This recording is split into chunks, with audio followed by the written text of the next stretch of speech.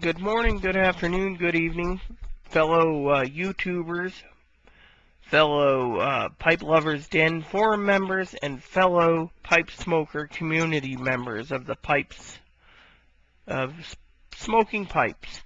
Today I want to give you a history lesson on something very interesting and very important for you all. Yes, you're probably wondering what it is. Well, it has to do with my uncle's pipe. See, my uncle got a pipe from his he was being a caregiver for someone, and this guy was getting up there in age and needed a caregiver. Well, when my uncle started working for this guy as a caregiver and working at and going to work as a apple picker, he was driving trucks and picking apples and working out in the orchard in the sun here in Apple Valley. That's between Quincy, Washington and Wenatchee, Washington. That's in between, right out here at the orchards. He'd be driving the tractors and doing everything else, and he had to have something to smoke. Well, they didn't want him to smoke a cigarette, and they didn't want him to chew, so he asked if he could smoke a pipe. Now, mind you, his brother, Uncle Jack, had two pipes. Uncle Donnie got him. Well, Uncle Donnie liked him, but he wanted something with a bigger bowl. This pipe was made from 1938. It's a Kilamanjaro pipe, 38 to 42. Only about 500 were made in Africa. This one says, let's see here. Here it is, made in Tanganyika, which is now Tanzania, and it's Kilamanjaro. Now, this is a briar rusticated pipe, nice deep bowl. If you see the white there, it's meerschaum lined. Now, the story behind it is, meerschaum's only found in Ishkur, Turkey, from what I understand. There's only one place in the world that's found meerschaum, and that was Turkey. However, the story goes what this pipe company was, they found some meerschaum, it was low quality, that they couldn't actually make meerschaum pipes with, so they used it for linings. So this briar pipe has meerschaum lining. As you can see, my uncle smoked plenty of it, and if you can look here, the mouthpiece needs to be fixed. I've been meaning to get it to a pipe repair specialist to get the mouthpiece. Now, if you look here, very rarely there's a rhino on the mouthpiece.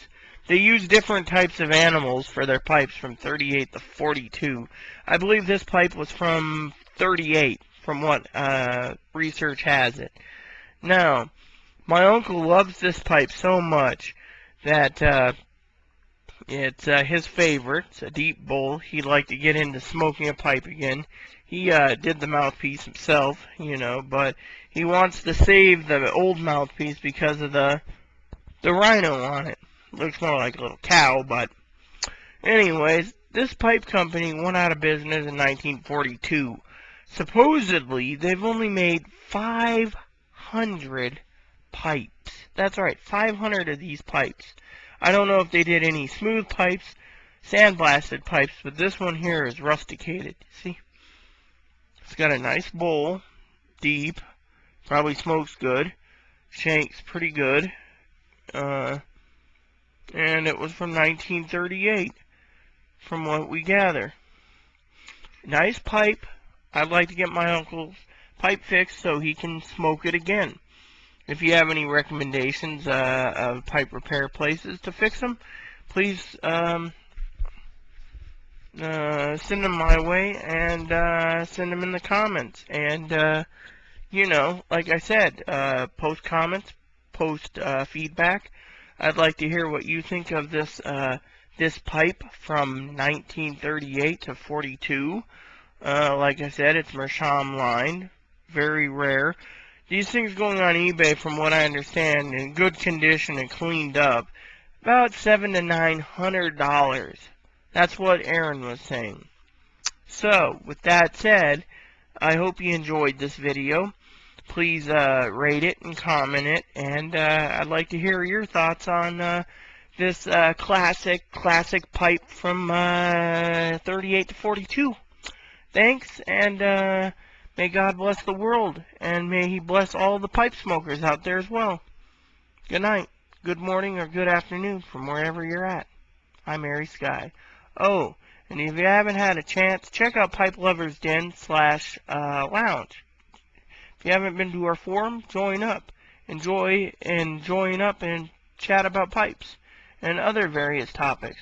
We look forward to seeing you there. Again, goodbye.